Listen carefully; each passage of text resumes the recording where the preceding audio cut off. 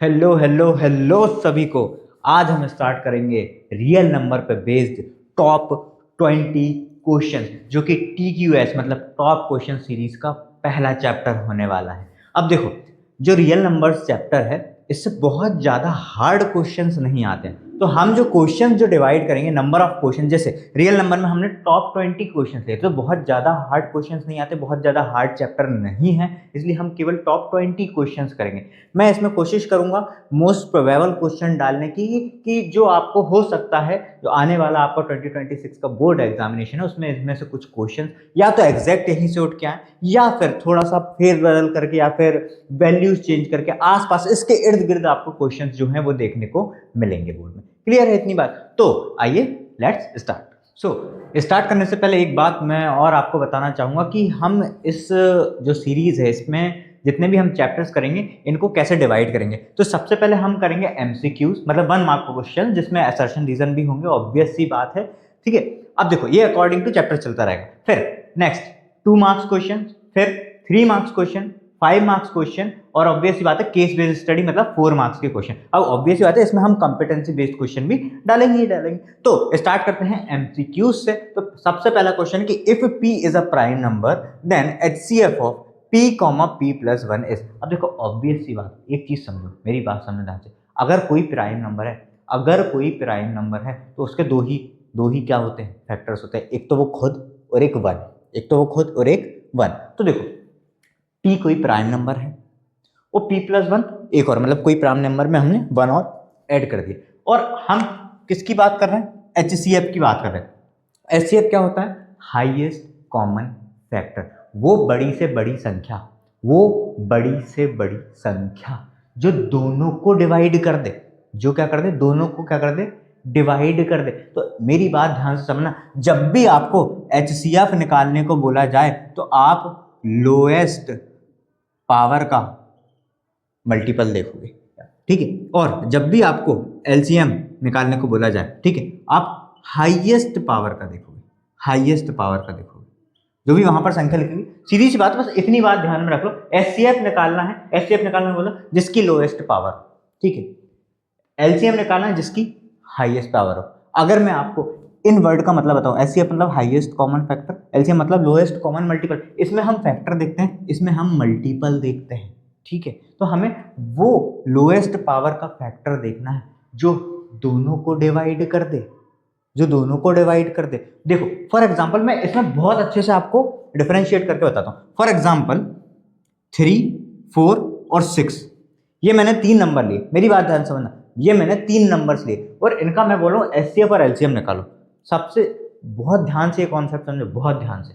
HCF क्या है? Highest common factor. मैं क्या बोल रहा हूँ? वो बड़ी से बड़ी संख्या, वो बड़ी से बड़ी संख्या जो इन तीनों को डिवाइड कर दे। मेरी बात ध्यान, मैंने क्या बोला? वो बड़ी से बड़ी संख्या जो इन तीनों को डिवाइड कर दे, हाईएस्ट कॉमन फैक्टर। और मैंने दूसरी बात क्या लिखी? मैंने इसका मतलब बताया हाईएस्ट कॉमन फैक्टर का कि वो बड़ी से बड़ी संख्या जो इन तीनों को डिवाइड कर दे, इन तीनों को वो डिवाइड कर दे, ठीक है, मतलब लोएस्ट पावर वाली। तो इन तीनों को डिवाइड करने वाली लोएस्ट पावर वाली संख्या कौन सी है? 1। इनका जो कॉमन फैक्टर आएगा, जो कॉमन हाईएस्ट कॉमन फैक्टर आएगा वो आएगा 1। वन ही वो सबसे बड़ी संख्या है जो इन तीनों को डिवाइड कर देगी। इसके अलावा ऐसी कोई संख्या नहीं है जो तीनों को डिवाइड करे। जैसे अगर 2 की बात करूं तो 2 इन दोनों को कर देगा, इसको नहीं करेगा।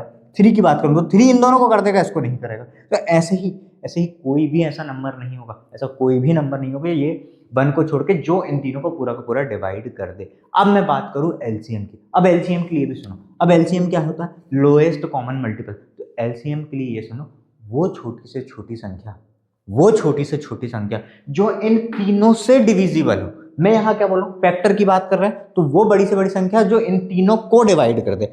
मैं LCM की बात क्या कर रहा हूं? लोएस्ट कॉमन मल्टीपल, वो छोटी से छोटी संख्या जो इन तीनों से डिविजिबल हो। हाईएस्ट में कोई नंबर इन तीनों को डिवाइड कर रहा होगा, LCM में ये तीनों नंबर उस नंबर को डिवाइड करेंगे, वो सबसे छोटा नंबर जिस नंबर को ये तीनों डिवाइड कर दे। या फिर दूसरी भाषा में बोलूं तो हाईएस्ट पावर वाला, हाईएस्ट पावर वाला मतलब highest power in the sense कि अगर पावर्स में दी हुई है तो ऑब्वियस सी बात है हाईएस्ट पावर। मतलब जैसे अगर मैंने ऐसा लिखा होता कि 2 का स्क्वायर इंटू 3 का स्क्वायर इंटू 5 और यहाँ पर एक लिखा होता मैंने 2 का क्यूब, 3 का स्क्वायर और 5 का स्क्वायर। ठीक है, तो अगर मैं एचसीएफ की बात करता तो मैं क्या बोलता, लोएस्ट पावर, सबसे कम पावर किसकी, 2 का स्क्वायर, 2 का स्क्वायर, 2 का स्क्वायर, और सबसे कम पावर इसमें कौन सी, 3 का स्क्वायर, और इसमें सबसे कम पावर कौन सी दोनों में, 5। ठीक है, तो ये एचसीएफ आता। अगर मैं एलसीएम बोलता हाईएस्ट पावर, तो 2 का क्यूब हाईएस्ट, इन दोनों में ही 3 का स्क्वायर हाईएस्ट, और इन दोनों में ही 5 का स्क्वायर हाईएस्ट। इतनी बात समझ में, इतनी बात समझ में। अब यहाँ पर समझ, इस एग्जाम्पल समझ, 3 4 6, मैंने क्या बोला, वो छोटी से छोटी संख्या, वो छोटी से छोटी संख्या जिसको ये तीनों डिवाइड कर दें, जिसको ये तीनों डिवाइड कर दें, तो क्या होगी बताओ, 12 होगी। 12 ही वो सबसे छोटी संख्या है, 12 ही वो सबसे छोटी संख्या है जो इन तीनों से डिविजिबल है। 3 4 जा 12, 4 3 जा 12, 6 2 जा 12। इससे कोई छोटी संख्या है क्या? आप बोलो अगर मैं 8 ले लूँ, है क्या? नहीं है।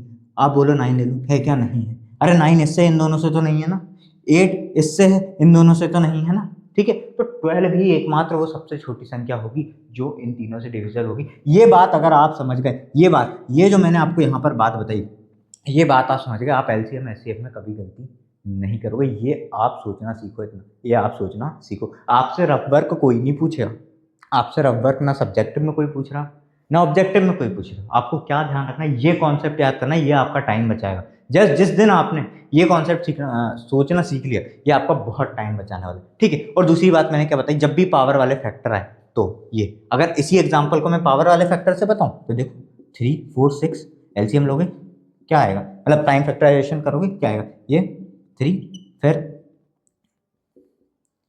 ये 3, और फिर 1 1 1। ठीक है, तो यहाँ पर क्या है, 2 इंटू 2 इंटू 3। ठीक है, यही आया, यही आया, यही आया। तो देखो 3 2 जा 6 2 जा 12 आ गया। क्लियर है मेरी बात, समझ में आई मेरी बात?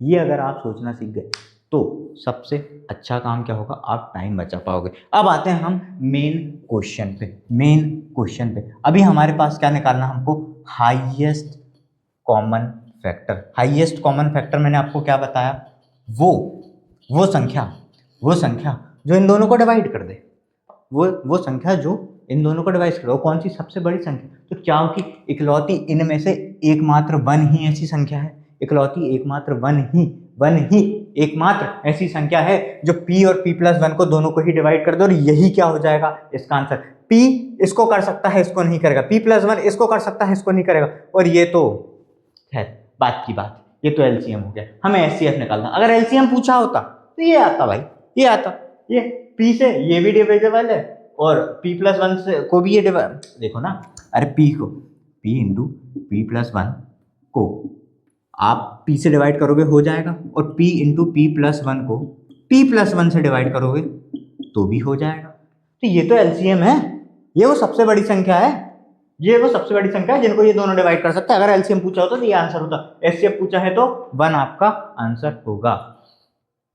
देन ये क्वेश्चन देखो, इसमें क्या बोला गया है, given that HCF of 306, 657 is equal to 9, find the LCM of the numbers. ये तो सीधा का सीधा फॉर्मूला बेस्ड क्वेश्चन है। फॉर्मूला क्या होता है, एलसीएम इंटू एचसीएफ बराबर कितना, प्रोडक्ट ऑफ नंबर्स, यही होता है डायरेक्ट फॉर्मूला। तो एलसीएम तो आपको निकालना ही है, एचसीएफ आपको कितना गिवन है 9, बराबर प्रोडक्ट ऑफ नंबर्स, नंबर्स क्या क्या है 306 इंटू 657, तो एलसीएम बराबर हो जाएगा कितना 306 इंटू 657 अपॉन 9।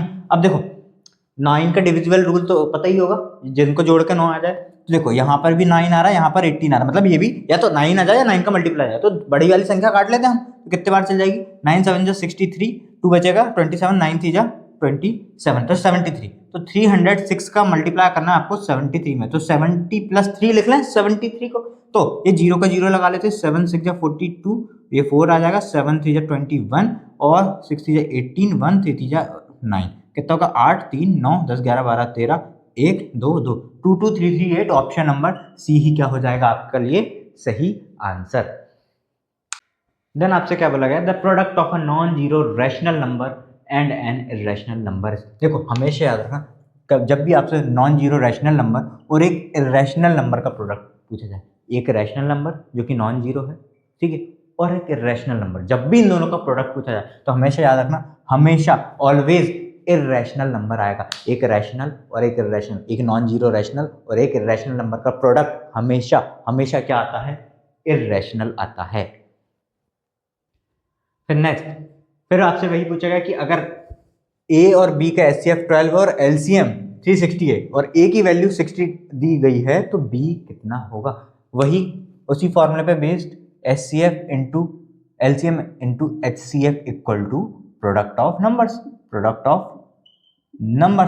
तो LCM इंटू HCF, LCM दिया हुआ है कितना? 360, HCF दिया हुआ है 12 और प्रोडक्ट ऑफ नंबर्स मतलब A इंटू बी, और A की वैल्यू आपको 60 दी हुई है तो 360 इंटू 12 और A को मैं नीचे भी ले आता हूँ और A की वैल्यू भी रख देता हूँ कितनी? 60 इक्वल टू क्या जाएगा? B। तो 12 5 जा 60 और 5 7 जा 35, 5 2 जा 10, तो B ऑप्शन नंबर बी की वैल्यू बी ही आ गई, ऑप्शन नंबर बी। अब देखो ये सब ये पेपर में लिखने वाली चीज नहीं है, ये सब पेपर में लिखने वाली चीज नहीं, ये एमसीक्यूज है। आपको कोई नहीं पूछ रहा ये आपने कहाँ से लेके आए, कैसा क्या नहीं, ये रफ वर्क वाला काम है, ये कोई नहीं पूछ रहा। सीधे आप क्या लिखते, सीधे क्या लिखते? 60 इंटू बी, या तो सीधे ये भी नहीं लिखते, मैं तो कह रहा सीधे ये लिखना था, बी बराबर 360 इंटू 12 अपॉन कितना दिया था?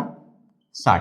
सीधे ये लिखते और सीधे ये काटते और ये कितना? 72 आंसर मार्क कर देते। ये इतना सब कुछ, ये कोई जरूरत नहीं है इतना सब कुछ लिखने की, ये केवल आपको मैं समझाने के लिए लिख रहा हूँ। पेपर में सीधे ये इतनी चीज तो मन में हो जानी चाहिए, इतनी चीज तो मन में हो जानी चाहिए कि ये बी बराबर ये आएगा, इतनी चीज आपके मन में हो जानी चाहिए।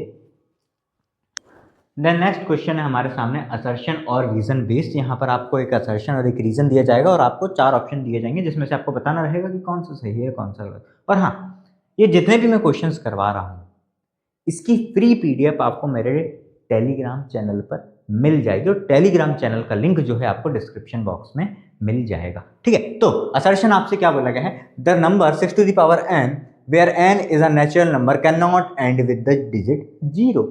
और रीजन क्या दिया गया है? A number ends with 0 if and only if it's prime factorization includes 2 into 5। अब जब किसी के प्राइम फैक्टराइजेशन में 2 into 5 रहेगा मतलब क्या रहेगा? 10 आ रहा होगा, 10 आ रहा होगा मतलब एंड में 0 आ रहा होगा। कुल मिला के बात हो रही है ये कि 2 into 5 है अगर किसी के प्राइम फैक्टराइजेशन में तो ही एंड में 0 आएगा, तो ही एंड में 0 आएगा। तो बिल्कुल सही बात है कि ये तब ही होगा जबकि n एक नेचुरल नंबर हो और उसके मतलब किसी नंबर के प्राइम फैक्टराइजेशन में 2 into 5 आए, तभी वो क्या होगा? 0 से एंड होगा, नहीं तो नहीं होगा।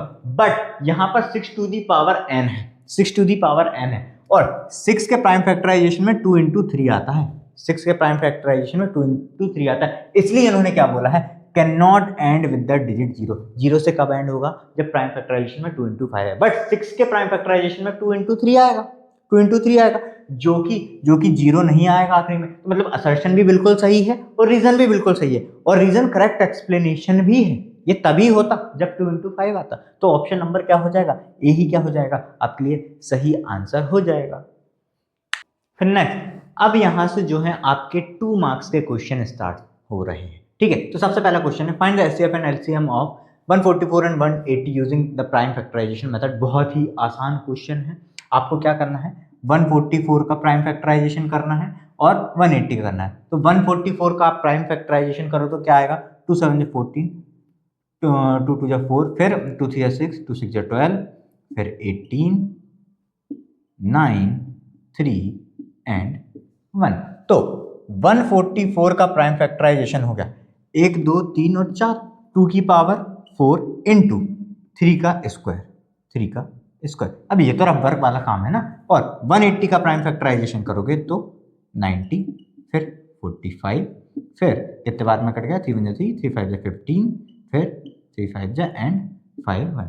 और 180 के प्राइम फैक्टर्स आ गए 2 का स्क्वायर क्योंकि दो बार है, 3 भी 2 बार है और 5 एक बार है। ठीक है, अब एचसीएफ अब भी मैंने आपको बताया था, स्टार्टिंग में ही मैंने आपको समझाया था। एचसीएफ ऑफ 144 एंड 180 कितना होगा? एचसीएफ ऑफ 144 एंड 180 मैंने क्या बोला था आपको?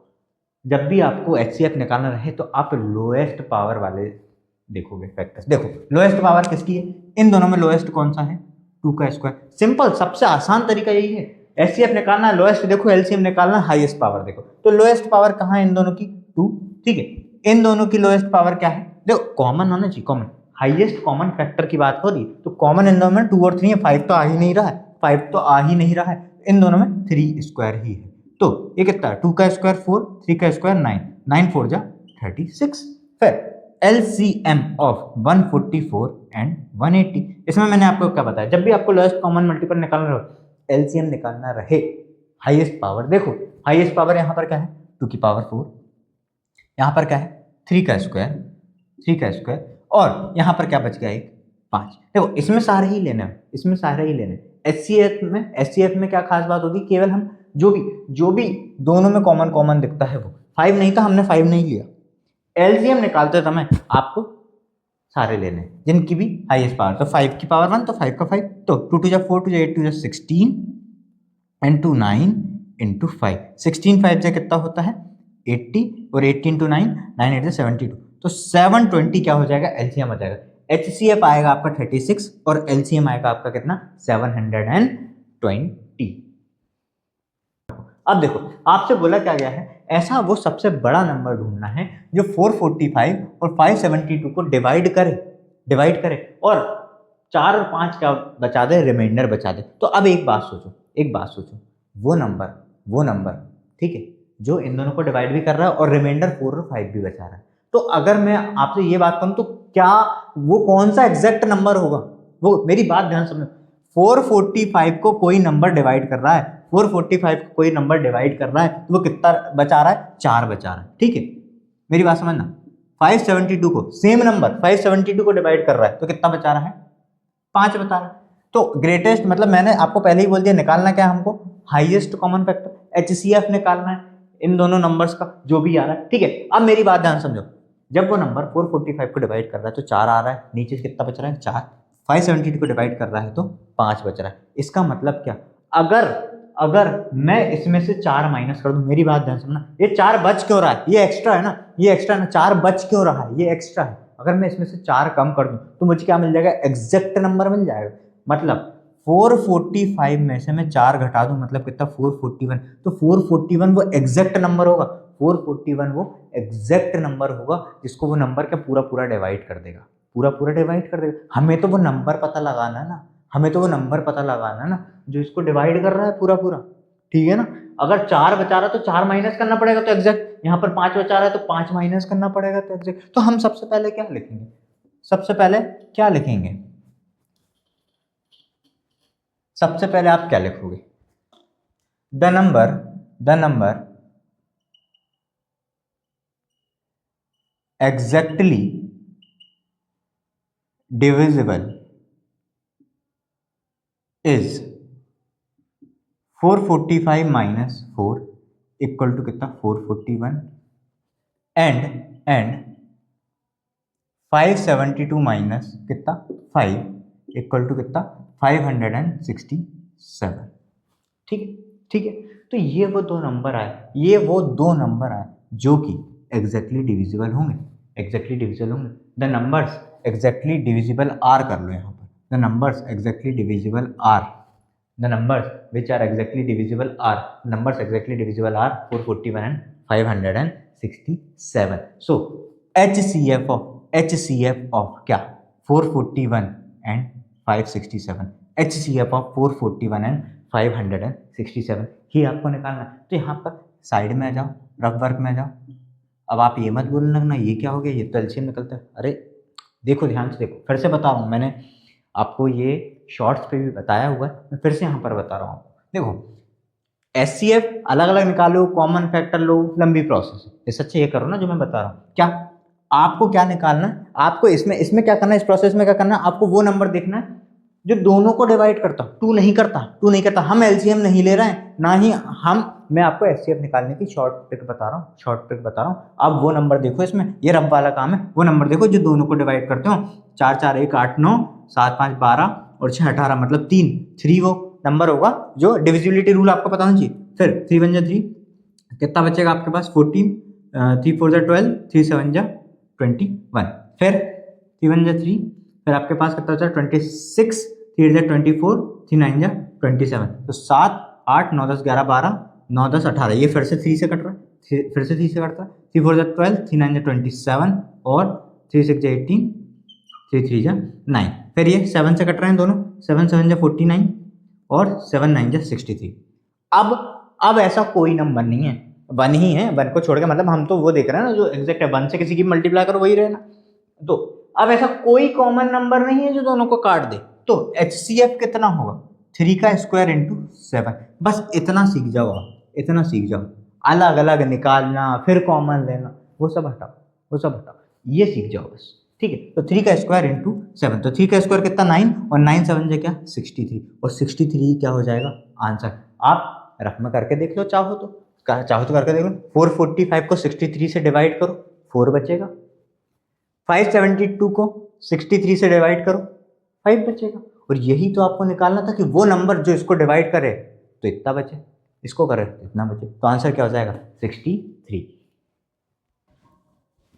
फिर नेक्स्ट क्वेश्चन में आपसे बोला गया if P1 and P2 are two different prime numbers find HCF of P1 cube P2 square comma P1 square P2 cube and LCM of P1 cube P2 square comma P1 square P2 cube. अरे दोनों same ही चीज लिखी हुई है, आपसे HCF और LCM पूछा गया, और अगर आपके अंदर का सिंचन ये बोल रहा है ये क्या दे दिया, तो उसको भी यही समझाओ जो मैंने आपको बताया। मैंने आपको क्या बताया, जब भी आपको HCF निकालना रहे, जब भी आपको HCF निकालना रहे, HCF हाईएस्ट कॉमन फैक्टर निकालना है, तो लोएस्ट पावर देखो। लोएस्ट पावर कहाँ दिख रही है, इन दोनों की लोएस्ट पावर क्या है, इन दोनों की लोएस्ट पावर क्या है, इन दोनों की लोएस्ट पावर क्या है। देखो P1 की क्या है P1 स्क्वायर, P2 की क्या है P2 स्क्वायर, यही। तो देखो, तो हम क्या लिखेंगे P1 का क्यूब P2 का स्क्वायर कॉमा P1 का स्क्वायर P2 का क्यूब।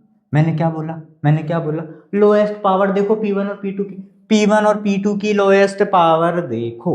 लोएस्ट पावर P1 की क्या है P1 स्क्वायर, और P2 की क्या है P2 की भी P2 का स्क्वायर, और यही आपका HCF हो जाएगा, इतना ही करना है। फिर LCM में मैंने आपको क्या बोला, जब भी आपको लोएस्ट कॉमन मल्टीपल निकालना रहे, आप क्या देखो हाईएस्ट पावर देखो, हाईएस्ट पावर देखो जरा, P1 cube P2 square P1 square P2 cube.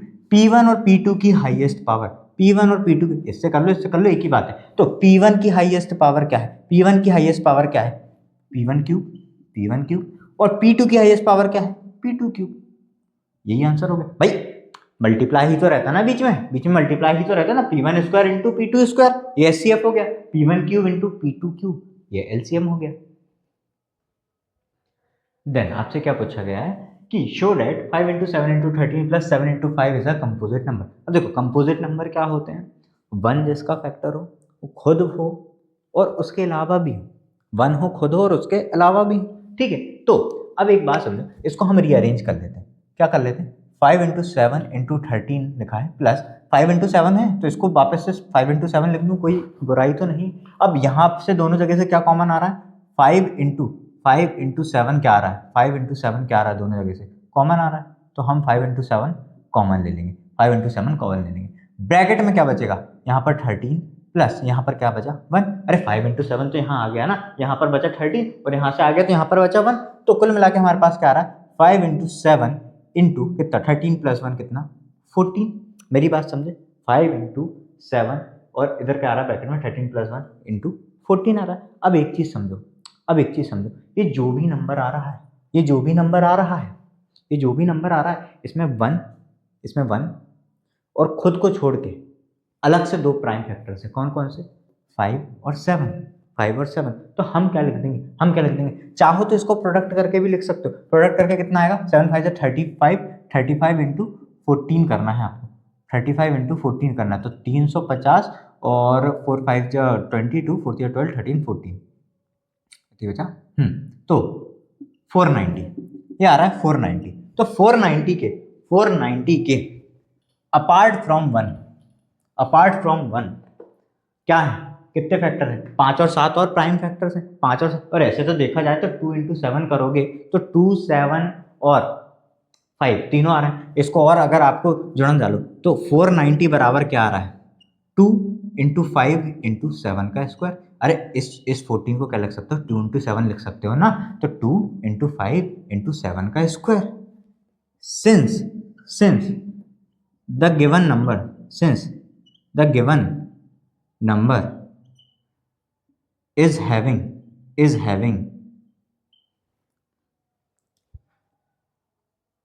मोर फैक्टर्स, या ऐसा लिख लो other factors having factors other then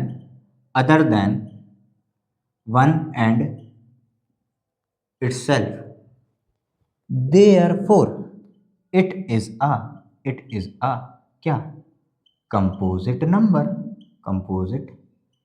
अरे आपको यही तो प्रूफ करना था कि उसके वन या खुद को छोड़ के भी कोई अलग फैक्टर्स हो। तो देखो ना 490 को 2 इंटू 5 इंटू 7 का स्क्वायर की तरह आप क्या कर सकते हो, एक्सप्रेस कर सकते हो। तो आपने क्या लिखा, since the given number is having factors other than one and itself, therefore it is a composite number.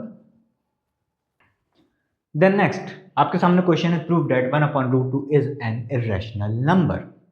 और फिर से अगर आपके अंदर का संचयन ये बोले ये तो एनसीईआरटी का क्वेश्चन है, तो उससे बोलना कि वो बिल्कुल सही है। एनसीईआरटी में मैंने आपको एक तरीका बताया था जहां पर हमने स्क्वायर्स ले लेके, मतलब जैसे 1/√2 को हमने a/b लिया, फिर दोनों साइड स्क्वायरिंग वाली वो वाली मेथड से करता। मैं आपको यहाँ पर एक और मेथड करवा रहा हूँ, दोनों ही मेथड सही है, आपको जो आसान लगे आप पेपर में उस मेथड से कर सकते हो। मेरे ख्याल से कंपैरेटिवली आपको ये ज़्यादा शॉर्ट और आसान भी लगेगी। तो देखो सबसे पहले हम क्या मानेंगे, हम सबसे पहले मानेंगे लेट 1/√2 इज रैशनल। ठीक है, 1/√2 इज रैशनल। मेरी बात ध्यान सुनना, हम सबसे पहले क्या मानेंगे, 1/√2 क्या है, एक रैशनल नंबर। ये हमने अज्यूम करा हमारे मन से। ठीक है, फिर देयरफॉर हम क्या लिखेंगे, therefore we can find two coprime integers जो कि होंगे a, b, और उसमें से भी b जो है वो 0 के बराबर नहीं होगा, जो है 0 के बराबर नहीं होगा, सच दैट 1/√2 जो है वो a/b के बराबर हो।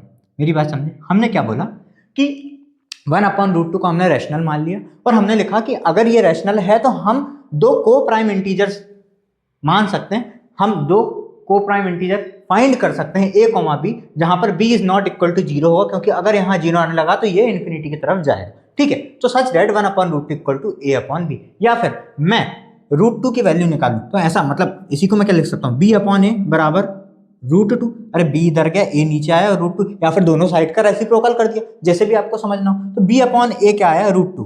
फिर से बताता हूँ, b इधर आया, a नीचे गया, √2 उधर आया, या फिर ये समझ लो दोनों का मैंने रेसिप्रोकल कर दिया, तो b/a बराबर √2 आया। अगर b/a बराबर √2 है तो जैसे कि हमको मालूम है कि b/a is rational because a and b are integers. ठीक है, मेरी बात समझना, b/a क्या है, रैशनल है because a and b are integers, and thus अगर b/a रैशनल है तो √2 भी क्या हो जाएगा, रैशनल। दस √2 is also rational.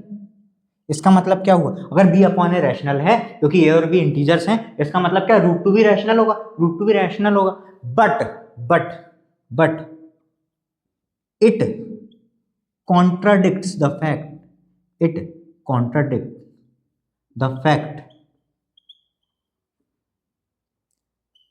√2 is irrational।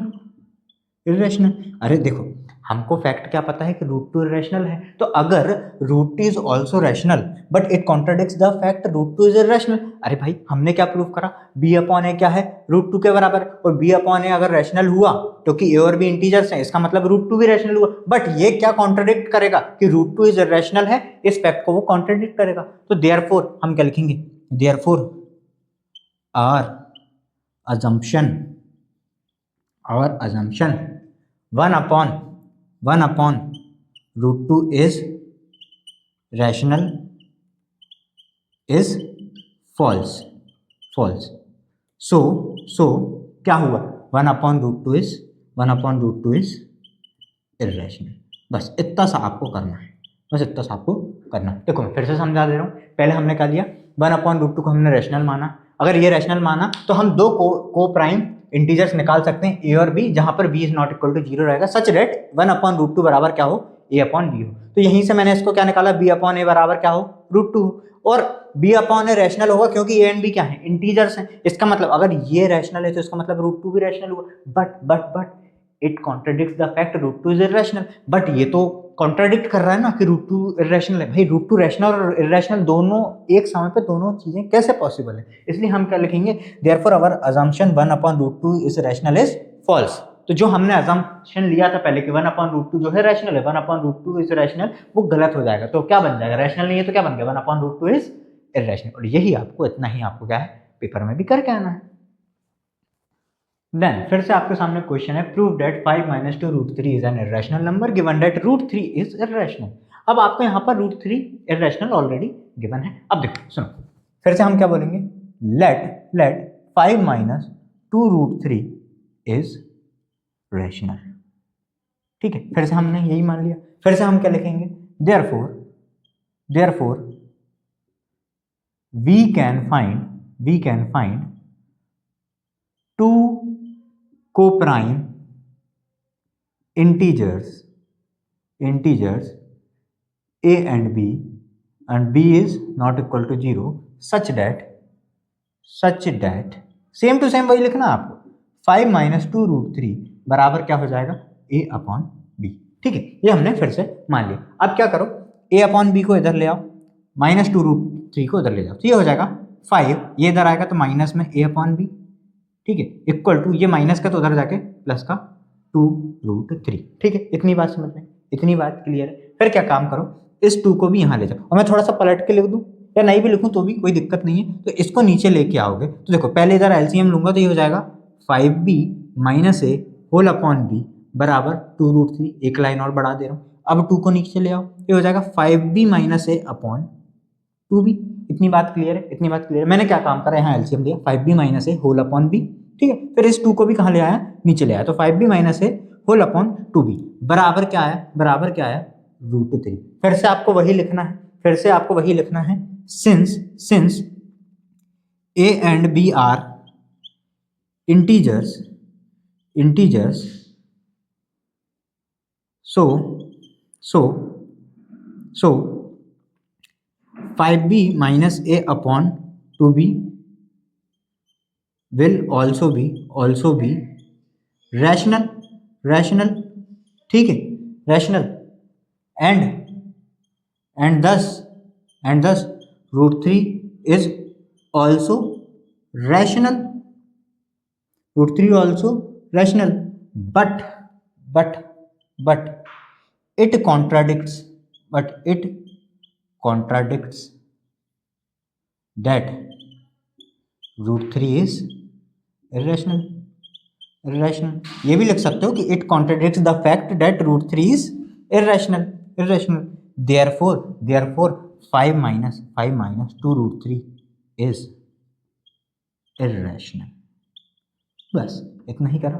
फिर से एक्सप्लेन कर दे रहा हूँ, हमने क्या मान के चले इसको रैशनल, फिर हमने बोला कि हम ऐसे 2 कोप्राइम इंटीजर्स निकाल सकते हैं, a, b, जहां पर b is not equal to 0 होगा, such that 5 - 2√3 equal to a upon b। बस हमने एलसीएम लिया, 2 को इधर नीचे भेजा तो 5b - a अपॉन 2b बराबर क्या आया, √3। फिर हमने बोला कि a और b अगर इंटीजर हैं तो 5b - a अपॉन 2b भी क्या होगा, रैशनल होगा, और इसी कारण से √3 भी क्या बन जाएगा, rational. But it contradicts that √3 is irrational, ये आपको गिवन है, √3 इज इररेशनल, ये आपको गिवन है। और अगर नहीं गिवन होता तो आप लिखते it contradicts the fact that √3 is irrational, but यहाँ पर हमको गिवन है तो हमने केवल इतना भी लिख के हम चला सकते हैं काम, कोई दिक्कत नहीं। It contradicts the that √3 is irrational, क्योंकि ये ऑलरेडी गिवन है। फिर हम क्या लिखेंगे, अगर ये रैशनल को कॉन्ट्रडिक्ट कर रहा है तो रैशनल और इररेशनल दोनों चीजें एक समय पे नहीं हो सकती, इसलिए देयरफॉर हम क्या लिखेंगे, 5 - 2√3 is irrational। Then 12th question में आपसे बोला गया, find the smallest number which when divided by 18, 24 and 36 leaves a remainder of 7 in each case। अब आपको ऐसा सबसे छोटा नंबर निकालना है जो कि इन तीनों को डिवाइड करे और हर बार 7 जो है एज अ रिमाइंडर छोड़े। अब स्मॉलेस्ट नंबर मतलब क्या, एलसीएम। तो टू फाइंड क्या लिखोगे, to find the smallest number which when which when divided by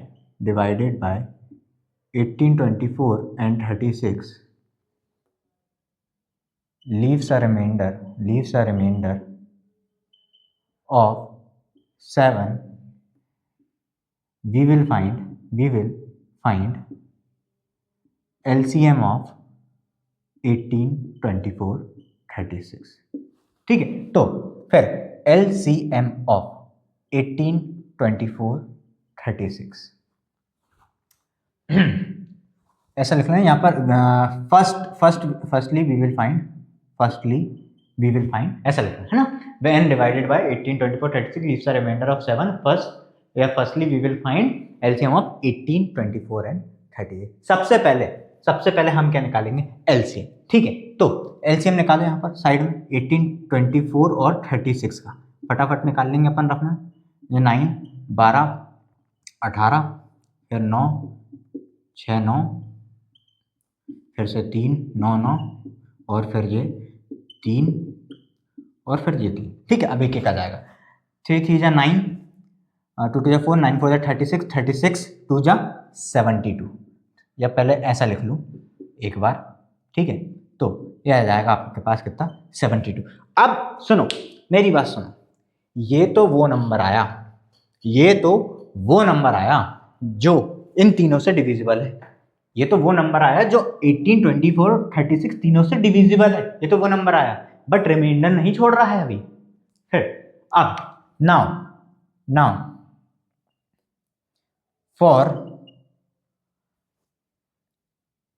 for the number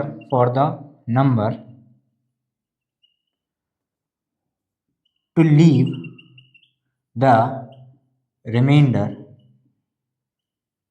of 7, it will become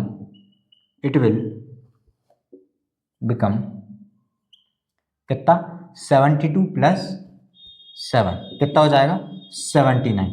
therefore 79 is the required number। 79 is the required number। मेरी बात समझे, 72 तो वो नंबर था जो इन तीनों से डिविजिबल था। अगर हमें 7 रिमाइंडर बचवाना है, 7 रिमाइंडर बचे, हम ये चाहते हैं तो इसमें 7 जोड़ना पड़ेगा, तभी तो 7 रिमाइंडर बचेगा। 18 से करोगे तो भी 7 आएगा, 24 से डिवाइड करोगे तो भी, और 36 से डिवाइड करोगे तो भी 7 रिमाइंडर बचेगा। आपसे पूछा क्या था, वो स्मॉलेस्ट नंबर कि जब वो इन तीनों से डिवाइड करें जाए तो उसमें 7 बचे। भाई ये वो नंबर है जो पूरा डिविजिबल है, जो कि इनका एलसीएम हुआ। अब अगर हमें 7 रिमाइंडर लाना है, कि हमें ये निकालना है कि 7 रिमाइंडर बचे, तो हमें 72 में 7 जोड़ना पड़ेगा ना, एक्स्ट्रा देना पड़ेगा उसको। तो इसलिए हमने now for the number to leave the remainder of 7, it will become 72 plus 7 equal to 79। therefore 79 is the required number। then next question क्या है आपके सामने, show that the product of any 3 consecutive positive integers is divisible by 6। 3 consecutive मतलब लगातार positive integers का जो product होगा वो 6 से डिविजिबल होगा। ये आपको प्रूफ करना है, शो करना है। तो आप सबसे पहले मान लो let the 3 consecutive positive integers be, एक को x मान लो, फिर अगला x+1 होगा और उसका अगला वाला x+2 होगा। इतनी बात समझ में? अरे लगातार है ना, तो एक x है तो एक x+1 होगा, उसके बाद वाला x+2 होगा। अब एक बात मेरी ध्यान से समझो, आप दुनिया के कोई से भी 3 इंटीजर्स ले लो पॉजिटिव, ठीक है, उसमें से पॉजिटिव लो निगेटिव लो, कोई से भी, मैं बोल रहा हूँ 3 लगातार कंसेक्यूटिव लगातार इंटीजर्स ले लो, एक 2 से डिविजिबल होगा और एक 3 से डिविजिबल होगा। जैसे देखो एग्जांपल लो, एक छोटा एग्जांपल ले लो, एक बड़ा एग्जांपल ले लो। जैसे मान लो 6 7 8 ले लेता हूँ, ठीक है, 6 7 8 ले लेता हूँ, और एक 997, ठीक है, 998 और 999 ले लेता हूँ, ठीक है। मेरी बात ध्यान से सुनना, मैंने क्या बोला, कोई से भी, हमें तो पॉजिटिव की बात हो रही है, हमसे पॉजिटिव बोला गया तो हम उसकी बात कर लेते हैं, ठीक है। तो 3 लगातार पॉजिटिव कंसेक्यूटिव मतलब 3 लगातार पॉजिटिव इंटीजर्स मैंने ले लिए, मैंने 2 एग्जांपल लिया। इससे मैं आपको ये समझाना चाह रहा हूँ कि यहाँ पर हम लिखेंगे क्या, पहले ये समझो। देखो 6 जो है 3 से डिविजिबल है और 8 जो है 2 से डिविजिबल है। मैंने क्या बोला, 3 में से एक जो है 2 से डिविजिबल होगा और उनमें से कोई एक 3 से डिविजिबल होगा। हो सकता है ऐसा भी केस हो जहां पर 2 से 2 चीजें डिविजिबल हो, जैसे अगर मैंने 4, 5, 6 लिया होता तो ये दोनों ही 2 से डिविजिबल होता, बट 3 से 1 होता। ठीक है, मैं क्या बोल रहा हूँ, कम से कम एक 2 से डिविजिबल होगा और एक 3 से डिविजिबल होगा। इतनी बात मेन आप क्या याद रखो कि एक 2 से डिविजिबल होगा और एक 3 से, मतलब एक 2 का मल्टीपल होगा, एक 3 का मल्टीपल होगा। इतनी बात समझे। यहाँ पर देखो तो ये 2 का मल्टीपल होगा, ये 3 का मल्टीपल होगा। इतनी बात समझ में आई? इतनी क्या मैं जो बोल रहा हूँ वो आपको बात समझ में आ रही है? तीन लगातार पॉजिटिव इंटीजर्स में से एक 2 का मल्टीपल होगा और उनमें से कोई एक 3 का मल्टीपल होगा। इतनी बात क्लियर है? अब कोई से भी उठा लो 3 लगातार। ठीक है, तो इतनी बात समझ में आई? क्या ये आपको बात समझ में आई? क्या ये बात आपको समझ में आई? ठीक है, अब यहाँ पर भी तो देखो 3 लगातार पॉजिटिव इंटीजर्स, तो इनमें से एक 2 का मल्टीपल होगा और एक 3 का मल्टीपल होगा। तो हम लिखेंगे क्या? हम लिखेंगे क्या वो समझो। हम क्या लिखेंगे? हम लिखेंगे for any set of, for any set of, मतलब इनका कुल मिला के एक सेट बना ना, for any set of three consecutive positive integers. ठीक है, मेरी बात समझना। For any set of 3 consecutive positive integers, one will be the multiple of 2 and one will be the multiple of 3। इतनी बात समझ में आई कि कोई भी सेट ले लो जिनको 3 लगातार पॉजिटिव इंटीजर है, उनमें से एक 2 का मल्टीपल होगा और एक 3 का। इतनी बात समझ में? तो यहाँ पर हम क्या लिख देंगे, देयरफॉर x प्लस 1, या ऐसा लिख लो, therefore in the set of x plus 1 and x plus 2, 1 will be the multiple of 2 and 1 will be the multiple of 3। इतनी बात समझ में? अगर इनमें से एक 2 का मल्टीपल है और एक 3 का मल्टीपल है, मेरी बात समझे, एक 2 का मल्टीपल और एक 3 का मल्टीपल, तो जब मैं इनको मल्टीप्लाई करूंगा तो वो 2 और 3 दोनों से डिवाइड हो रहे होंगे, मतलब दोनों ही क्या रहे होंगे, उनके मल्टीपल रहे होंगे, दोनों के ही मल्टीपल रहे होंगे। जैसे मान लो मैंने अभी एग्जाम्पल के लिए तो आपके सामने मैंने 6, 7, 8, जब मैं इन तीनों को मल्टीप्लाई करूंगा तो ये 2 से भी डिवाइड हो रहा होगा और 3 से भी डिवाइड हो रहा होगा, मतलब ये 2 का और 3 का दोनों का ही क्या बन जाएगा, मल्टीपल बन जाएगा। इनका मल्टीप्लाई, इनका प्रोडक्ट, मेरी बात समझे, इनका प्रोडक्ट 2 और 3 दोनों का ही मल्टीपल बनेगा। आई बात समझ? क्योंकि ये 2 से और 3 से दोनों से डिवाइड हो रहे हैं ना, एक 2 और 3 दोनों से डिवाइड हो रहे हैं। मेरी बात समझ में आई आपको? दोनों से डिवाइड हो रहे हैं। क्लियर है? ठीक है, अब ये भले नहीं हो रहा, बट 2 से तो ये दोनों ही हो रहे हैं ना, मतलब क्या बोल रहा हूं मैं आपको, कम से कम एक 2 से डिविजिबल होगा। दोनों हो सकते हैं 2 से डिविजिबल, बिल्कुल हो सकते हैं, कोई बुराई नहीं, और होते ही हैं, आप देख लो, हो ही जाएंगे ना। हाँ, आप 7, 8, 9 लोगे तो केवल एक होगा, बट एक उसमें से 2 से होगा, एक 3 से होगा। मैं क्या बोल रहा हूँ, आप कोई सी भी दुनिया के कोई से भी लगातार 3 इंटीजर ले लो, एक 2 से होगा, कम से कम एक 2 से होगा, ज्यादा हो सकते हैं, और एक 3 से होगा। इतनी बात समझ में आई? तो उनका प्रोडक्ट किससे, 2 और 3 दोनों से क्या होगा, डिविजिबल होगा, मतलब दोनों ही का मल्टीपल रहेगा। तो हम क्या लिख सकते हैं, so the product of x plus 1 and x plus 2 will be the multiple of both 2 and 3। therefore x plus 1 and x plus 2 will be the multiple of 6 so x plus 1 and x plus 2 is divisible bye क्या 6। अरे ये लिख दो, ये लिख दो, एक ही बात है, ये लिख दो, ये लिख दो, एक ही बात है। हमने क्या लिखा कि उनका प्रोडक्ट 2 और 3 दोनों से डिविजिबल है, या 2 और 3 दोनों का मल्टीप्लाई, अगर 2 और 3 दोनों से डिविजिबल है तो 6 से भी क्या होगा, डिविजिबल होगा। तो इसलिए हमने क्या लिखा कि x+1 and x+2 will be the multiple of 6 also 6 also. So x+1 and x+2 is divisible bye, या ऐसा लिख, सो द प्रोडक्ट ऑफ, ऐसा लिखना, सो द प्रोडक्ट ऑफ, एक चीज लिखना भूल गया यहाँ पर मैं, क्या लिखोगे, so the product of x+1 and x+2 is divisible bye 6। Next आपसे पूछा गया है find the largest number of 4 digits exactly divisible bye 12, 15 and 18। ठीक है, अब मेरी बात समझो। सबसे पहले आपको ये समझना होगा कि आपको एलसीएम कब निकालना है और एचसीएफ कब निकालना है। मैंने अभी आपको बताया थोड़ी देर पहले। इतनी बात ध्यान में रखो, इतनी बात ध्यान में रखो, क्या कि जब किसी नंबर से, जैसे मान लो 12, 15 और 18 ही दिए हुए ना, 12, 15 और 18 ही दिए हुए ना, जब कोई नंबर, मेरी बात ध्यान समझना, जब कोई नंबर इनको डिवाइड करे तो आप क्या निकालोगे, एचसीएफ। जब ये किसी नंबर को डिवाइड करें तो आप क्या निकालोगे, एलसीएम। जब कोई नंबर, मेरी बात ध्यान समझो, जब कोई नंबर इनको डिवाइड करे तो आप एचसीएफ निकालोगे। जब ये किसी नंबर को डिवाइड करें तो एलसीएम निकालोगे। ठीक है, समझ में आया। जब कोई नंबर इनको डिवाइड करे तो एचसीएफ, जब ये किसी नंबर को डिवाइड करे तो एलसीएम। जब कोई नंबर इनको डिवाइड करे तो क्या, एचसीएफ। जब ये किसी नंबर को डिवाइड करें तो क्या, एलसीएम। अभी क्या हो रहा है, these are exactly divisible by, कोई नंबर है 4 डिजिट का, एग्जैक्टली डिविजिबल बाय 12, 15 एंड 18। मतलब क्या, ये किसी नंबर को डिवाइड कर रहे हैं, ये किसी नंबर को डिवाइड कर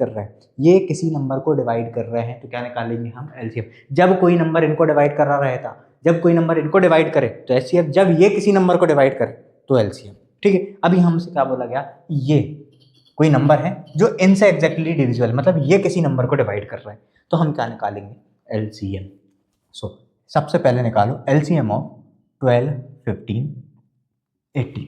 यहाँ आ जाओ फटाक से रफ में, 12, 15, 18 का एलसीएम कितना आ जाएगा, 2 6 12, 15, 2 9 18। वैसे तो 180 आना चाहिए, 2 3 6, 15, 9, फिर 3 1 3, 3 5 15, 3 3 9 एंड 3 1 3, और ये 5 1 5, 5 3 15, 15 3 45, 2 90, 2 180। कैसे पता लगा, इसको देख के मैंने बताया आपको क्या सोचना है, वो छोटे से छोटा नंबर जो इन तीनों से डिविजिबल हो। 180 है सबसे छोटा नंबर, जो 12 से भी डिविजिबल है, 15 से भी डिविजिबल है, 18 से भी डिविजिबल। ठीक है, तो सबसे पहले इसको लिख लो, 2 का स्क्वायर इंटू 3 का स्क्वायर इंटू 5, तो कितना आ रहा है, ये अपने पास 180 आ रहा है ना। देखो 3 3 9 5 45, 2 90, 2 180। ठीक है, फिर द लार्जेस्ट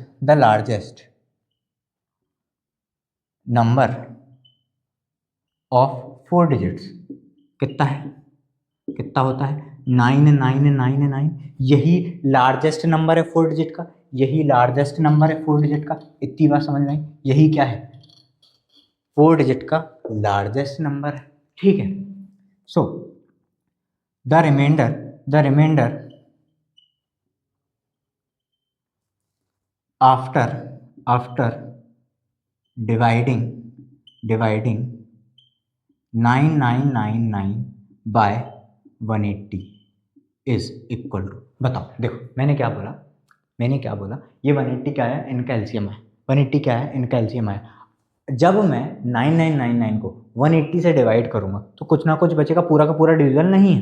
9999 जो है पूरा का पूरा 180 से डिविजिबल नहीं है, तो कुछ ना कुछ रिमाइंडर बचेगा। उसको जब मैं माइनस कर दूंगा 9999 में से, तो मुझे एग्जैक्टली 4 डिजिट का वो सबसे बड़ा नंबर मिल जाएगा जो इन तीनों से डिविजिबल, क्योंकि अगर इन तीनों का एलसीएम ये है तो वो इससे पूरा डिविजिबल होना चाहिए, वो लार्जेस्ट नंबर। तो देखो इनको डिवाइड करने के बाद हमारे पास रिमाइंडर क्या बचता है, देखो जरा 180।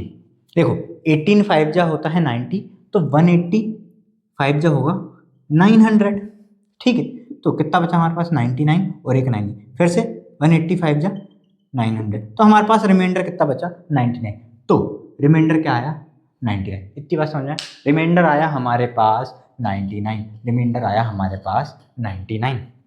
सो आप क्या लिखेंगे, the 4 digit number digit number which is exactly divisible by 180 is कितना होगा 9999।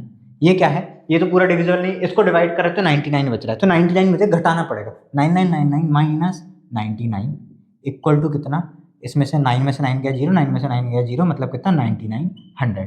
Therefore 9900 is the required number. ठीक है, अरे डिवाइड करके देख लो, आप डिवाइड करके देख लो, 9900 पूरा का पूरा 180 से कट जाएगा। अब भी बचाया था 5 बार में कितना आएगा 900, बचेगा फिर से 900, ये पूरा का पूरा कट गया।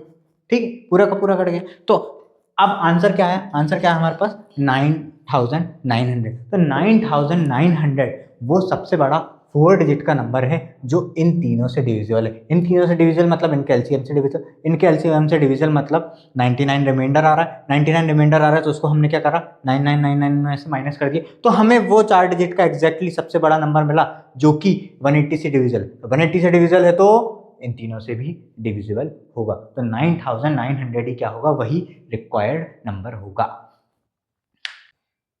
देन यहाँ से आपके 5 मार्क्स के क्वेश्चन जो है वो स्टार्ट हो रहा है। तो सबसे पहला 5 मार्क्स का क्वेश्चन मतलब 15th नंबर का क्वेश्चन आपके सामने क्या है, prove that √7 is irrational number. ठीक है, तो सबसे पहले हम हमारा वही अजम्पशन ले लेते हैं कि let √7 be rational number, let √7 be rational number. Therefore वही हम लिखेंगे, therefore we can find 2 co-prime integers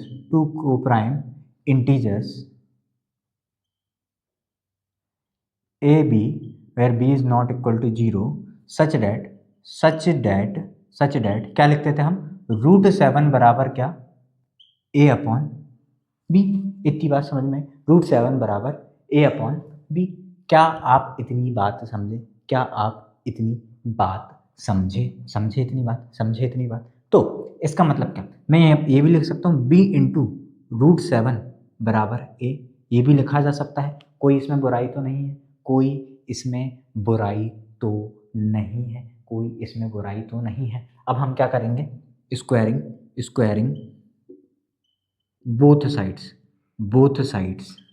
तो यहाँ का स्क्वायर करोगे तो ये हो जाएगा b² इंटू ये हो जाएगा क्या, √7 का हट के 7 और यहाँ पर a², तो b² बराबर क्या हो जाएगा a² अपॉन 7। इतनी बात समझे, मैं 7 को यहाँ नीचे गया, तो b² बराबर हो गया a² अपॉन 7।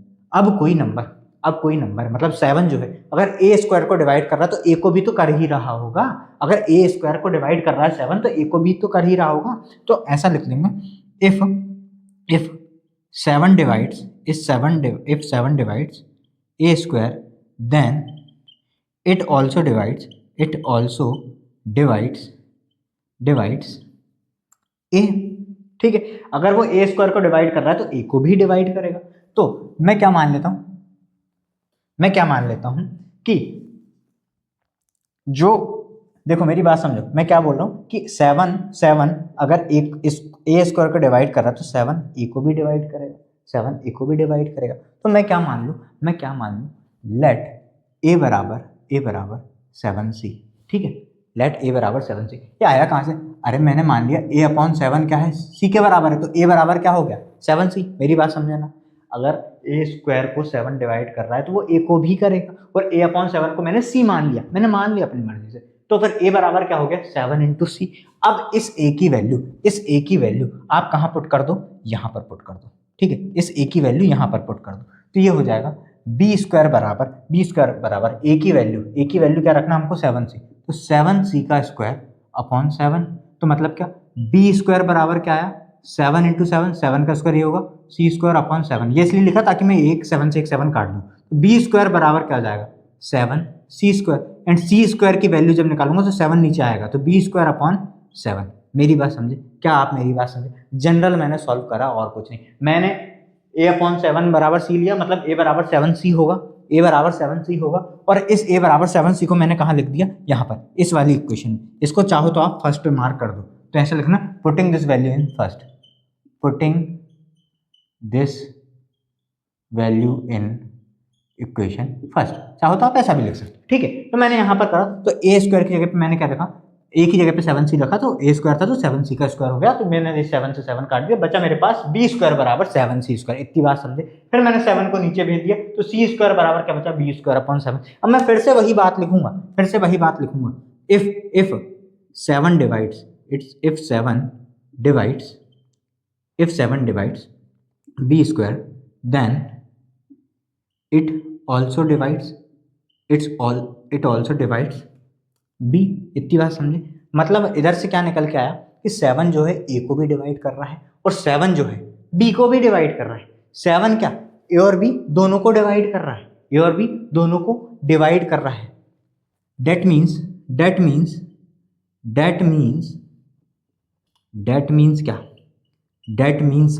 क्या समझा, that means क्या कि a और b क्या है, That means a upon b, मतलब ये लिया था ना हमने, ये लिया था। अगर 7, मेरी बात समझो, अगर 7 a को भी डिवाइड कर रहा है और 7 b को भी डिवाइड कर रहा है, that means a upon b is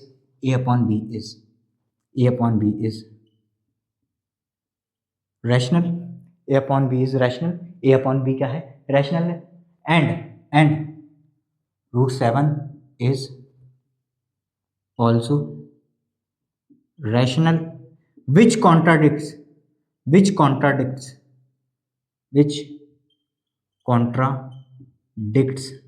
that a and b are co-prime,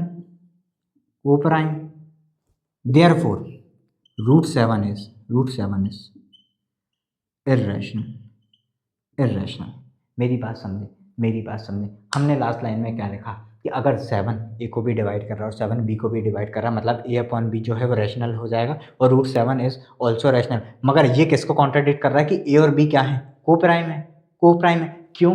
क्योंकि को-प्राइम क्या होता है, इनका 1, मतलब ऐसा देखो, को-प्राइम में क्या केवल एक ही कॉमन फैक्टर होता है, बट ए और बी तो को-प्राइम रहे ही नहीं ना, क्योंकि 7 भी दोनों को डिवाइड कर रहा है, तो ये तो कॉन्ट्राडिक्ट कर रहा है ना। अगर ए और बी इंटीजर्स हैं और 7 दोनों को डिवाइड कर रहा है, मतलब ए अपॉन बी रैशनल है, √7 भी रैशनल है, बट ये किसको कॉन्ट्राडिक्ट कर रहा है कि ए और बी को-प्राइम है। मतलब ऐसा नहीं हो सकता, मतलब √7 क्या है, irrational.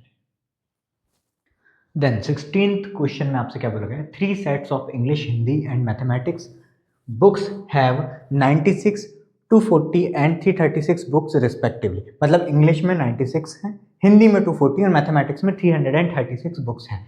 They are stacked subject wise with equal height for all stack. ठीक है, find the number of stacks for each subject. अब उन्होंने क्या काम करा, ये इंग्लिश हिंदी और मैथ्स की बुक्स हैं, ठीक है। इंग्लिश में कम है, हिंदी में सबसे ज़्यादा और मैथमेटिक्स में सबसे ज़्यादा। अब इन्होंने क्या बोला कि हमें इक्वल बंडल, मतलब स्टैक्स ऐसे बनाना है कि ये भी इतनी हाइट का, ये भी इतनी हाइट का, ये भी इतनी हाइट का, ये भी इतनी हाइट का, सबकी हाइट हमें क्या रखनी है, इक्वल रखनी है। तो हमें बताना है कि ऐसे हिंदी के कितने सेट्स बनेंगे, मतलब स्टैक्स बनेंगे, इंग्लिश के कितने बनेंगे और मैथमेटिक्स के कितने स्टैक्स बनेंगे, क्योंकि सबकी हाइट हमें सेम निकालनी है। तो हमें कुल मिला के निकालना क्या है, ऐसा नंबर जो इन तीनों को डिवाइड करता हो, ऐसा नंबर जो इन तीनों को डिवाइड करता हो, ऐसा नंबर जो इन तीनों को डिवाइड कर रहा है, मतलब HCF। मतलब क्या, HCF जो इन तीनों को डिवाइड कर रहा है, मतलब HCF। सो ऐसा लिख लो सीधे, HCF ऑफ 96, 240, 336। इससे पहले, क्योंकि 5 मार्क्स का क्वेश्चन है, इससे पहले आप ये भी लिखोगे, इन ऑर्डर टू फाइंड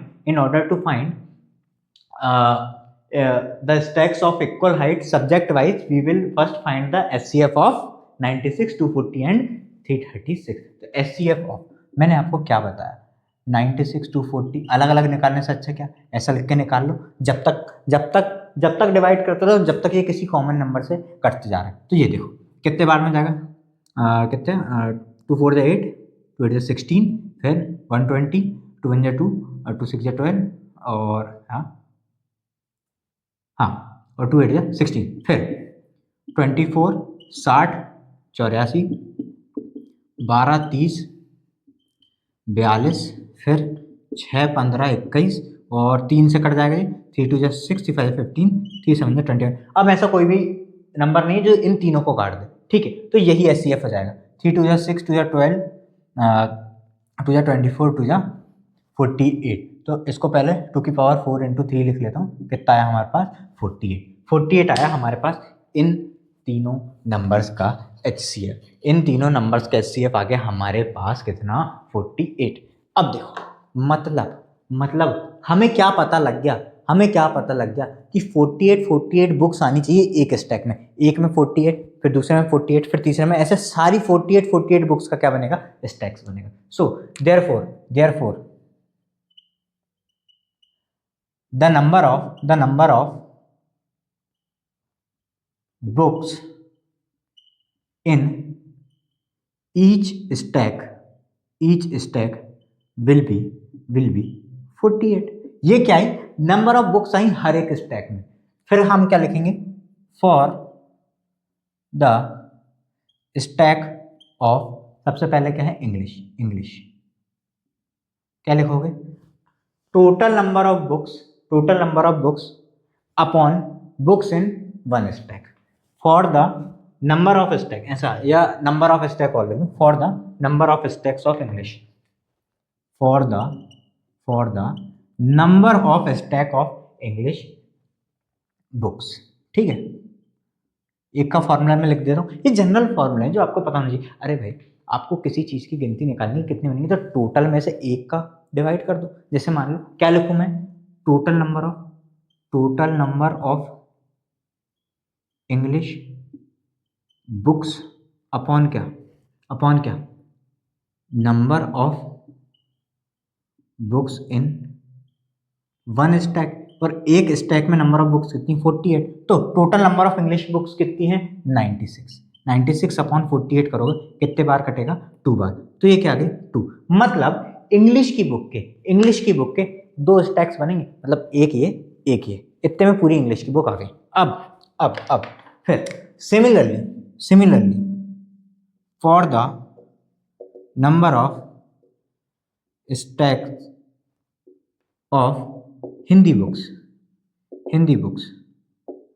क्या लिखोगे, देखो अब फॉर्मूला अब आप खुद लिख लेना, क्या लिखोगे, total number of Hindi books upon number of books in one stack. ठीक है, फिर total number of Hindi books कितनी है हमारे पास 240 अपॉन कितना है 48 5 बार कट जाता है ये 5 आएंगी। सिमिलरली मैं किसके लिए निकाल लूँ, मैथमेटिक्स के लिए निकालूँ। यही लिखोगे, for the number of stacks of mathematics book कितना आएगा, total number of maths book upon number of books in one stack. Total number of mathematics की बुक कितनी है 336 अपॉन 48। ठीक है, किससे कट रहा है ये, 3 से ही काट दें पहले, 3 1 3, 3 6 18, फिर 3 1 1 2।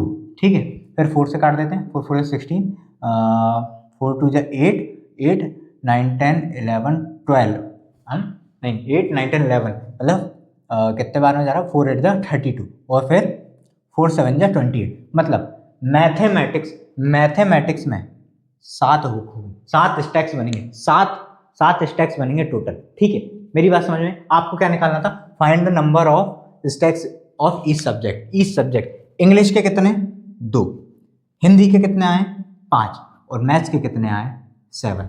चाहो, ये तो आंसर हो गया, चाहो इन एडिशन आप टोटल नंबर ऑफ स्टैक्स भी लिख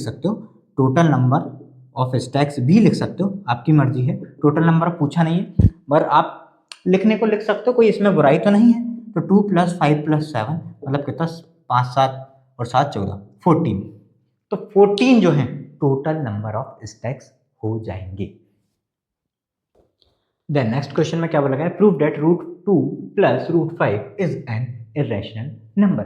ये हॉर्स का क्वेश्चन, मतलब क्या, higher order thinking skills. But ये आप बहुत आसानी से कर लोगे, बस इस चीज़ को समझो, जो अभी तक हम करते आ रहे हैं वही हमको करना है, उसी पे स्टिक रहो, आराम से सॉल्व होगा। क्या करते आ रहे हैं हम क्या लिखते हैं, let √2 + √5 be a rational number.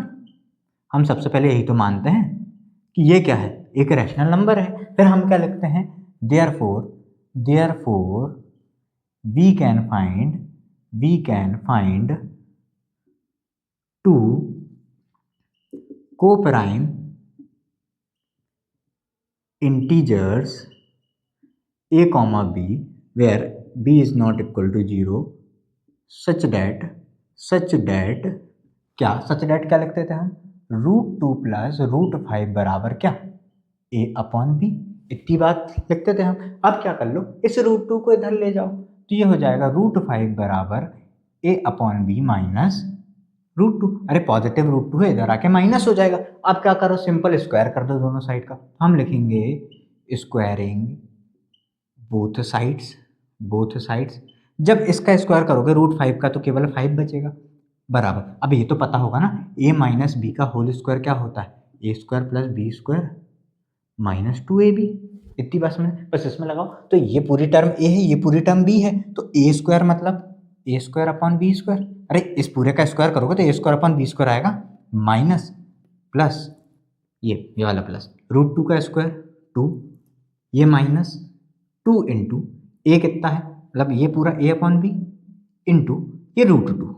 इतनी बात समझ में आई, इतनी बात समझ में आई। अब ये जो √2 वाली ये पूरी टर्म है, इसको इधर ले आओ और ये 5 को उधर भेज दो, तो ये हो जाएगा 2√2 a अपॉन बी, अरे 2 इंटू √2 2√2, और a अपॉन बी ये एज इट इज मैंने लिखा ही हुआ है, ये a upon b as it is मैंने लिखा ही हुआ है, equal to a square upon b square plus 2, और ये प्लस का 5 उधर जाके माइनस का 5, जैसे ये माइनस के उधर आके प्लस हो गया, ये प्लस का उधर जाके माइनस हो गया, तो हमारे पास बचा क्या, 2√2 a अपॉन बी बराबर a square upon b square, 2 minus 5 करोगे तो माइनस का 3 बचेगा। क्या आपको इतनी बात समझ में आई? अब मेरे ख्याल से आपको सॉल्यूशन दिखने लगा होगा। हम क्या करेंगे, इस √2 को यहाँ पर अकेला बना लेंगे, इस √2 को हम यहाँ पर अकेला बना लेंगे, ये बाकी जो √2 को छोड़ के बाकी सब उधर भेज देंगे। इससे फायदा क्या होगा, अभी तक जो हम करते आ रहे हैं, हम बस क्या लिखना रह जाएगा कि ये √2 क्या है, इरेशनल है, क्योंकि हम क्या बोल देंगे कि ये रैशनल है, ये रैशनल है, मतलब ये क्या कॉन्ट्राडिक्ट कर रहा है, कि ये फैक्ट कॉन्ट्राडिक्ट कर रहा है कि √2 जो है वो इरेशनल है। ठीक है, बस यही तो लिखना रहेगा हमारे पास। तो फिर हम √2 बराबर, मेरी बात सुनो, सबसे पहले यहाँ का लो एलसीएम, तो ये हो जाएगा a square minus 3b square upon b square. अब मेरी बात समझना, ये 2 कहाँ गया, नीचे। चलो एक स्टेप और बढ़ा देता हूँ, यहाँ पर अभी ये a अपॉन बी लिखा रहने देता हूँ, ठीक है, एक स्टेप और बढ़ा देता हूँ मैं, ये एक स्टेप और मैंने बढ़ा दिया, ठीक है। अब ठीक है, अब √2 को यहाँ पर अकेला छोड़ो, √2 बराबर हमारे पास ये जो b है ये जाएगा ऊपर मल्टीप्लाई में, ठीक है, ये ऊपर मल्टीप्लाई में जाएगा, तो चाहो तो ब्रैकेट में लिख लो, चलो ब्रैकेट में ही लिख लें, b of a square minus 3b square whole upon b of a square minus 3b square whole upon b square है, और ये 2 और a कहाँ आ गया, नीचे आ रहा है, ठीक है, 2ab स्क्वायर। मेरी बात समझे, b को मैं कहाँ ले गया, इस पूरे के मल्टीप्लाई में, ये लिखा हुआ है एज इट इज, ये लिखा हुआ है, b यहाँ पर ये मल्टीप्लाई में गया, ठीक है, फिर a भी नीचे गया और 2 भी नीचे गया, तो 2 इंटू a b स्क्वायर। इतनी बात समझे। अब यहाँ पर क्या बचा, √2 बचा, ठीक है। Since a and b are integers, therefore बाद में, since a and b are integers, so b into a square minus 3b square whole upon 2ab square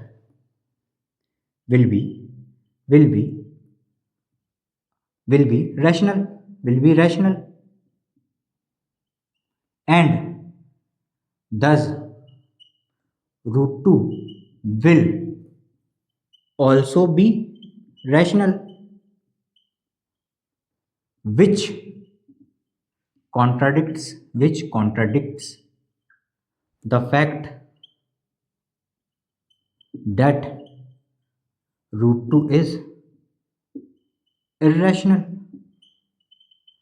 Therefore last line आपको क्या लिखनी रह गई, बस √2 प्लस √5 इज इर्रेशनल।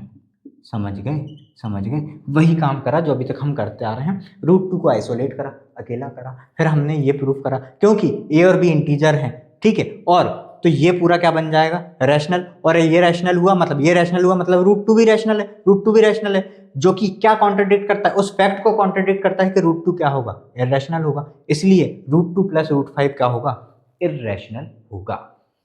देन ये question भी हॉट्स का है, higher order thinking skills. A number when divided by 12, 15 and 20 leaves a remainder of 7 in each case.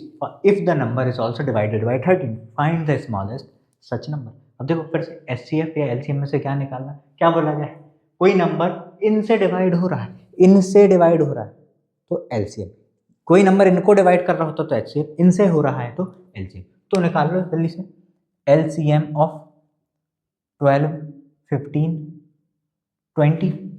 12, 15, 20 LCM 60 आना चाहिए। देखो 12, 15, 20, 2 6 12, 15, 10, 2 3 15, 5, फिर 3 से कट जाएगा और फिर 5 से कट जाएगा, ठीक है। 5 से 15, 2 जा 30, 2 जा 60, ठीक है। तो 2 का स्क्वायर इंटू 3 इंटू 5, तो 2 जा 4 जा 12, 5 जा 60, तो LCM हमारे पास क्या आ गया, 60 आ गया।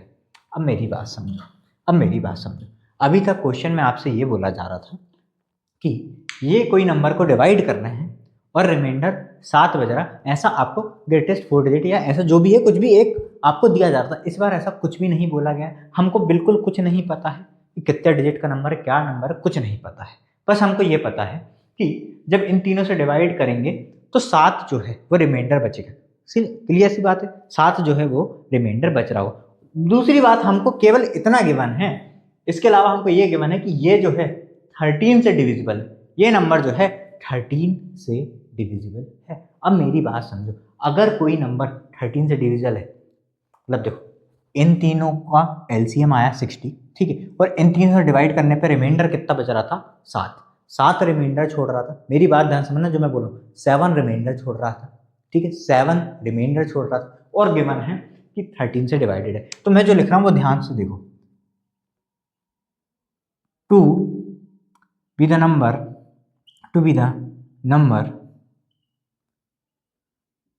which is divisible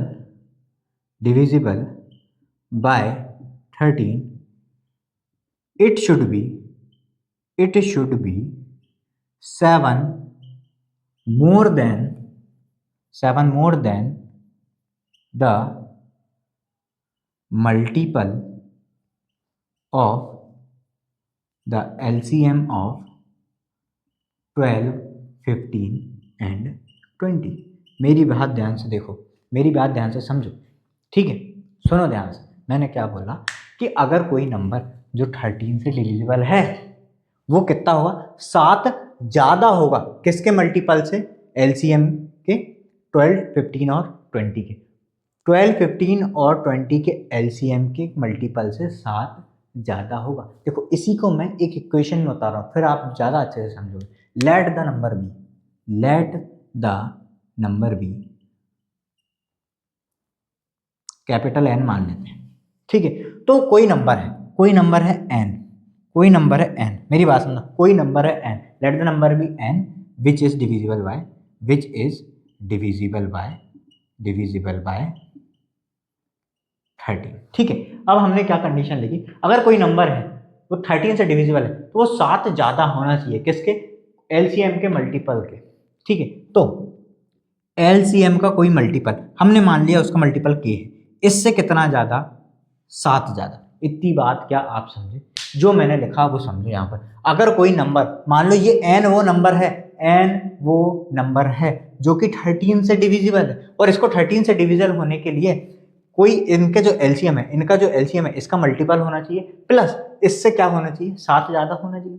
इनका जो मल्टीपल है, मतलब जो LCM है इसका कोई मल्टीपल हो, मेरी बात समझो, इसका कोई मल्टीपल हो और इससे 7 ज़्यादा हो, इस LCM का कोई मल्टीपल होना चाहिए। इससे अगर वो नंबर, कोई भी नंबर है n जो अगर डिविजिबल है 13 से, तो वो इन तीनों के LCM का मल्टीपल होना चाहिए, इन तीनों के LCM का मल्टीपल होना चाहिए, इससे 7 ज़्यादा होना चाहिए, क्योंकि 7 रिमाइंडर बच रहा था और इनका मल्टीपल होगा तभी तो इनसे डिविजिबल होगा, और तभी तो 7 छोड़ रहा है, 7 रिमाइंडर बच रहा है, ठीक है। तो इनके LCM के मल्टीपल से 7 ज़्यादा होना चाहिए, इतनी बात समझ लो। ये इक्वेशन आ गई, ये बात समझ लो, ये बात आप समझ लो बस इस क्वेश्चन में, ठीक है, ये बात आप समझ लो कि कोई नंबर n है वो 13 से अगर डिविजिबल है तो इनके एलसीएम के मल्टीपल से 7 ज़्यादा होगा। यहाँ लिख लेना where k is a positive integer. इतनी बात समझ लो, k की वैल्यू 1 2 3 4 करके कुछ भी आएगी। ठीक है, अब वही तो हमको देखनी है कि k की जगह पर मैं क्या रख दूं, k की जगह पर मैं क्या रख दूं कि n की ऐसी वैल्यू आए, n की ऐसी वैल्यू, k की जगह पर क्या रखने पर n की ऐसी वैल्यू आए जो कि कहाँ गया 13 से डिविजल हो। k की ऐसी वैल्यू रखूं जहां जिससे कि n की वो वैल्यू आए जो कि 13 से डिविजल हो। सो चेकिंग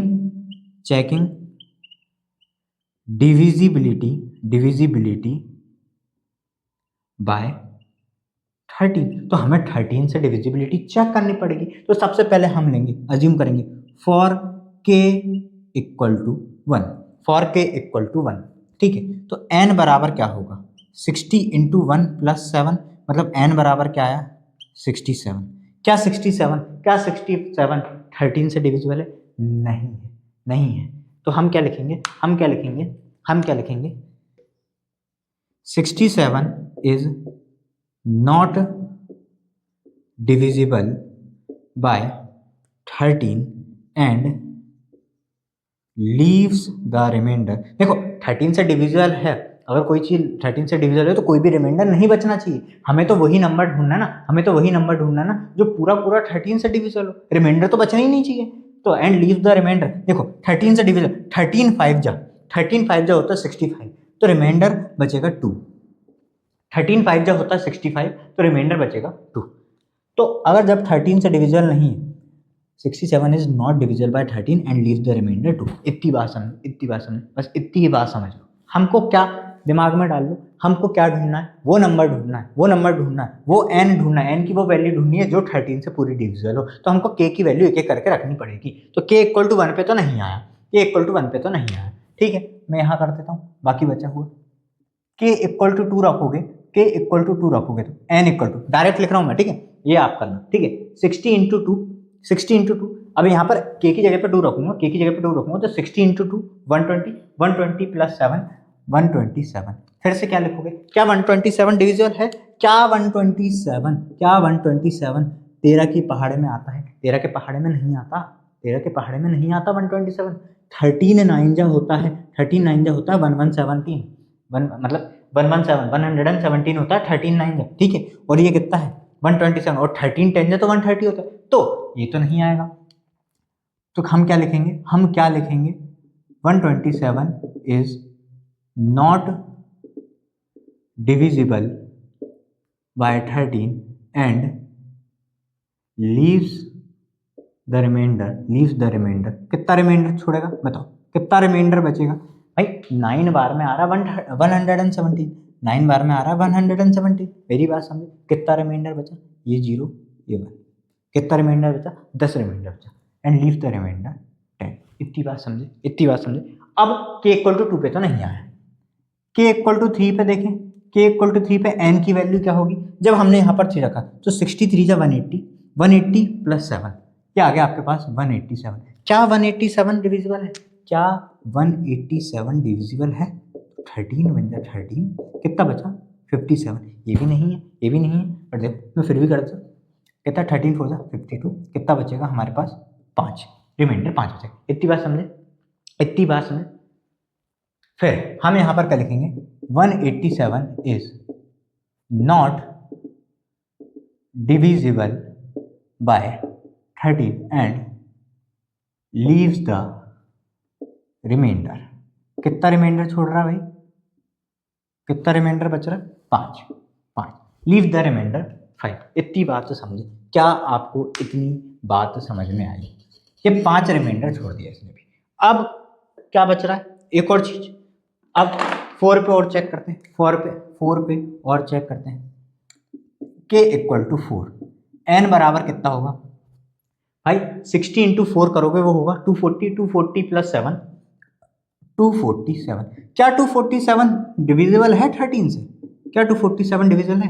13 2 जा तो 26 ज़्यादा हो जाएगा, तो 13 1 13 ही करना पड़ेगा। तो 1 7 और 1, अब भी मैंने बताया था 13 जब 117 आता है तो ये तो पूरा पूरा डिविजिबल है भाई। सो हम क्या लिखेंगे, 247 इज डिविजिबल बाय 13, therefore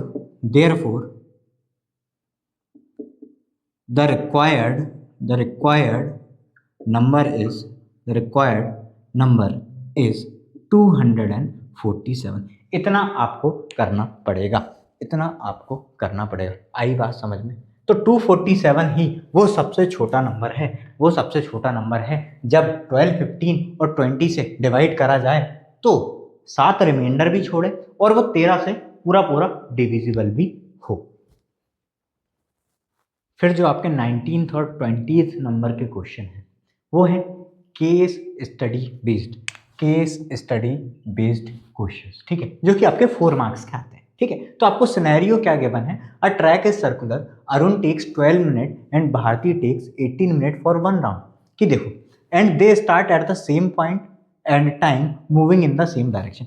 एक सर्कुलर ट्रैक है, अरुण और भारती हैं, सेम पॉइंट पे खड़े हैं, सेम टाइम पे सेम डायरेक्शन में भागना स्टार्ट करते हैं, ठीक है, सेम डायरेक्शन में भागना स्टार्ट करते हैं, बट अरुण को 12 मिनट लगते हैं और भारती को 18 मिनट लगते हैं। मतलब अरुण जल्दी भाग के आ रहा है, भारती उसके थोड़े पीछे है, ठीक है।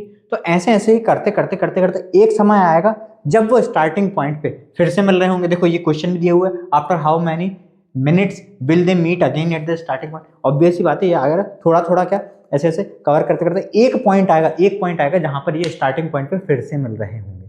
तो वो पॉइंट क्या होगा, वो पॉइंट वो होगा जहां पर ये दोनों नंबर जिसको डिवाइड कर रहे होंगे, मतलब 12 और 18 जिस नंबर को डिवाइड कर रहे हैं, मतलब उनका एलसीएम, यही बात समझे, मतलब उनका एलसीएम ही वो पॉइंट होगा जहां पर वो दोबारा, मतलब जो भी इनका एलसीएम आएगा 12 और 18 का, वही वो पॉइंट होगा, वही टाइम होगा जहां पर वो दोबारा फिर से स्टार्टिंग पॉइंट पे मिलेंगे, ठीक है। तो सबसे पहला तो क्वेश्चन ही वही है, एलसीएम ऑफ 12 और 18, और जो इनका आंसर वही इसका आंसर होगा। अब भी मैंने आपको बताया, तो एलसीएम ऑफ 12 18 क्या होगा भाई, 12 और 18 का एलसीएम क्या होगा, 36 2 6 जा 12, 2 9 जा 18, 2 3 जा, ये तो यही रहेगा, फिर 3 1 जा 3 3 जा और 3 1 जा, तो 2 का स्क्वायर इंटू 3 का स्क्वायर, तो 2 2 जा 4 और 3 3 जा 9 और 9 4 जा 36।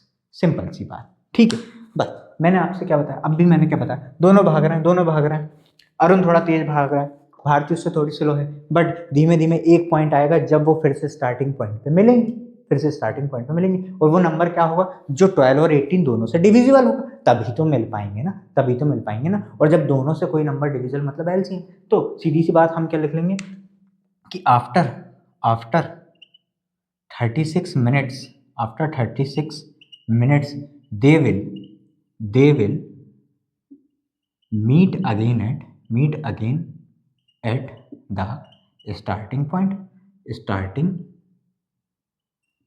समझे, इतना ही तो लिखना है ना आपको। चाहो तो इसके पहले एक लाइन और ऐड कर सकते हो, they will meet at the starting point at the LCM of 12 and 18 मतलब 36। तो आफ्टर 36 मिनट 36 मिनट बाद वो फिर से दौड़ते स्टार्टिंग पॉइंट पे फिर से दोबारा मिलेंगे, ठीक। फिर what is the HCF of 12 and 13, rough में कर लो जल्दी, कौन सा नंबर भाई, अरे आपको कॉमन ही तो देखना, जब तक ये कॉमन नंबर से डिवाइड हो रहा है, ये कट गया, फिर ये 3 से कट जाएगा, फिर इसके अलावा कोई कॉमन नंबर है क्या, नहीं है। तो एचसीएफ ऑफ 12 एंड 18 कितना होगा 2 इंटू 3 मतलब कितना 6, और यही क्या है आपका आंसर। अरे इतना ही तो है, अरे ये बताया तो है आपको, कॉमन, जब तक कॉमन किसी नंबर से कटते जा रहे नंबर काटते जाओ, ठीक है। फिर write the prime factorization of 180 का प्राइम फैक्टराइजेशन, कितना ही टाइम लग रहा है आपको निकालने में भाई, फटाफट निकाल लो, 45, फिर ये 3 से कट जाएगा, फिर से 3 से कट जाएगा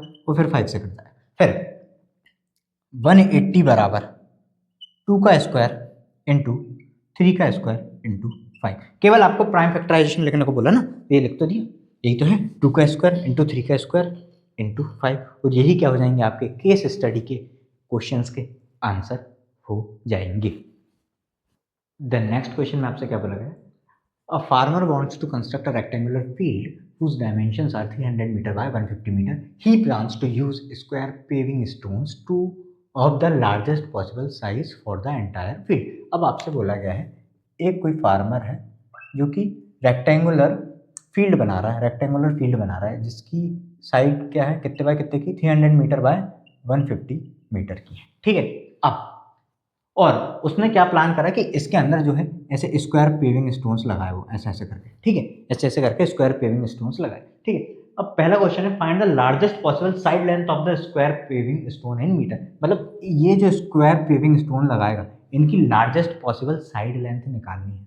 लार्जेस्ट पॉसिबल साइड लेंथ कैसे निकालोगे, मतलब वो नंबर जो इन दोनों को डिवाइड कर रहा हो, वो नंबर जो इन दोनों को डिवाइड कर रहा हो वो आराम से क्या लार्जेस्ट पॉसिबल साइड लेंथ का होगा, वो नंबर जो इन दोनों को डिवाइड कर रहा होगा, मतलब क्या, HCF निकालना है। सो द लार्जेस्ट क्या लिखोगे, the largest possible side length of the square paving stone will be HCF of 300 and 150। चलो HCF of 300 and 150, 300 and 150 निकालने को तो मैं एक ही स्टेप में निकाल के बता सकता हूँ कि हमें क्या देखना, वो कॉमन नंबर देखना जो इन दोनों को डिवाइड कर दे, तो सीधे 150 से डिवाइड करते, 150 टू जा 300, 150 वन जा 150 ही HCF होगा। बट आपको क्योंकि यहाँ पर ऐसे प्राइम फैक्टर्स के उसमें लिखना पड़ता है तो हम 2 से ही स्टार्ट करते हैं, तो ये 2 से 150 बार में जाएगा और ये 75 में। अब 2 से दोनों नहीं कटेंगे, एक ही कट रहा है, तो हम 2 का इस्तेमाल नहीं करेंगे, हम प्राइम फैक्टराइजेशन नहीं, हम HCF निकाल रहे हैं, प्राइम फैक्टराइजेशन मेथड का यूज़ कर रहे हैं, बट HCF निकाल रहे हैं। बट ये मैंने आपको एक तरीका बताया, एक ट्रिक बताई है आपको। अगर आपने यहाँ पर 2 का इस्तेमाल कर लिया तो आप LCM निकालने लग जाओगे, आपको HCF निकालना है, ठीक है। तो 3 से दोनों डिविजिबल हैं, 3 5 जा 15 और 3 2 जा 6, 3 5 जा 15। अब क्या 3 से जा रहे हैं क्या दोनों, बिल्कुल नहीं जा रहे, 5 से जा रहे हैं, 5 10 जा 50 और 5 5 जा 25 और फिर से 5 से, 5 2 जा 10, 5 1 जा 5। तो देखो अब कोई कॉमन मल्टीपल नहीं बचा यहाँ पर, तो 5 5 जा 25, 25 3 जा 75, 75 2 जा 150, आ गया 150।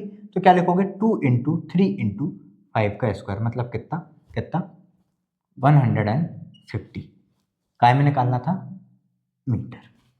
क्या लिखा हमने, the largest possible side length of the square paving stone will be HCF of इतना, मतलब 2 इंटू 3 इंटू 5 का स्क्वायर, 2 इंटू 3 इंटू 5 का स्क्वायर, मतलब 150 मीटर। अब मेरी बात समझो, ये तो हो गई एक कहानी। दूसरा क्या पूछा गया, सेम टू सेम मेरे ख्याल से नहीं, वो तो ये वाला क्वेश्चन है, find the number of such paving stones required. कि ऐसे हमें कितने स्टोन्स, ऐसे कितने स्क्वायर के पत्थर लग जाएंगे हमको, मतलब एक तरीके से टाइल्स समझ लो, कितनी टाइल्स लगा दोगे आप उस रेक्टेंगुलर फील्ड में। सो क्या लिखोगे, the number of paving stones equal to, अब मेरी बात समझो, टोटल रेक्टेंगुलर एरिया को आप एक स्टोन के एरिया से डिवाइड कर दोगे तो आपको नंबर ऑफ पेविंग स्टोन्स मिल जाएंगे। समझ, मान लो इस रूम में मुझे कितनी टाइल्स लगानी है, मुझे कैसे पता लगेगा, जब मैं इस रूम का एरिया एक टाइल के एरिया से डिवाइड कर दूँ तो मुझे नंबर ऑफ टाइल्स पता लग जाएंगे। सिमिलरली हम क्या लिखेंगे, area of rectangular field divided by area of one paving stone. आई बात समझ में, एरिया ऑफ रेक्टेंगुलर फील्ड कितना होगा, लेंथ इंटू ब्रेथ, मतलब 300 into 150 upon area of one paving stone. अब क्योंकि पेविंग स्टोन जो है वो स्क्वायर शेप का है और स्क्वायर की साइड कितनी आई 150, अब भी तो निकाली ना हमने पॉसिबल साइड लेंथ, तो 150 इंटू 150। अरे एरिया ऑफ स्क्वायर क्या होता है, एरिया ऑफ स्क्वायर क्या होता है, साइड का स्क्वायर या ए स्क्वायर, और एरिया ऑफ रेक्टेंगल क्या होता है, सिमिलरली एरिया ऑफ रेक्टेंगल क्या होता है, लेंथ इंटू ब्रेथ। तो ये लेंथ इंटू ब्रेथ कर दी, और area of square side into side, तो 150 से 150 कट गया, और 150 से ये 2 बार कट गया, मतलब ये 2, मतलब कुल मिला के हमारे पास क्या है कि इस रेक्टेंगुलर फील्ड में हम ऐसे 2 पेविंग स्टोन लगा देंगे। सीधी सी बात, हम लार्जेस्ट, हमसे क्या पूछा गया था, लार्जेस्ट पॉसिबल साइड लेंथ पूछी थी ना, लार्जेस्ट सबसे बड़ा हम पेविंग स्टोन कौन से कितने साइड का लगा सकते हैं, सबसे बड़ा सबसे बड़ा पेविंग स्टोन आप 150 मीटर वाली साइड का लगा सकते हो। तो ये 150 मीटर के आपने कितने पेविंग स्टोन लगा दिए, यहाँ पर 2 लगा दिए, तो 2 पेविंग स्टोन ये आंसर हो जाएगा। क्या हो जाएगा, नंबर ऑफ पेविंग स्टोन्स कितने, 2। इतनी बात समझ में, इतनी बात क्लियर है। अब next, what is the HCF of, अब भी तो निकाला हमने, HCF of 300 into 150, sorry 300 comma 150, कितना निकाला था हमने, 2 इंटू 3 इंटू 5 का स्क्वायर मतलब कितना, 150। ठीक है, फिर if the field was 300 metre by 140 metre, what would be the largest side, what would the largest side length B.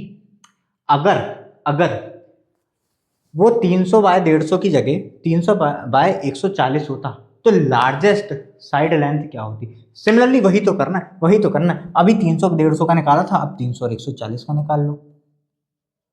The largest side length will be the HCF of कितना, 300 और 140, 300 और 140 का HCF, 300 और 140 का HCF, 2 से 150 बार, ये कितने बार, 70 बार, फिर से 2 से ही चला जाएगा। अब इस बार जा रहा है 35, अब जा रहा है क्या, नहीं जा रहा है, अब 3 से भी नहीं जा रहा, अब सीधे 5 से ही जा रहा है, 25 बार और 7 बार।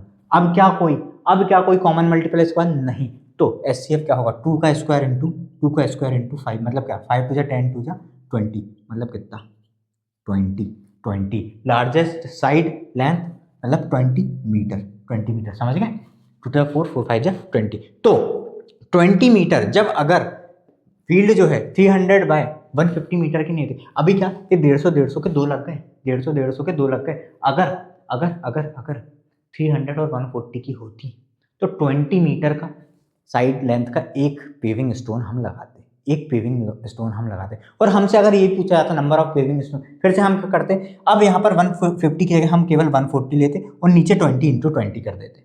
आई बात समझे, अभी हमने 150 इंटू 150 करा, तो अब अगर इसमें पूछ रहा था कि अब कितने नंबर ऑफ पेविंग स्टोन्स लगाते, तो हम क्या करते, 300 इंटू 140 अपॉन 20 इंटू 20, और आपको नंबर ऑफ पेविंग स्टोन्स मिल जाते।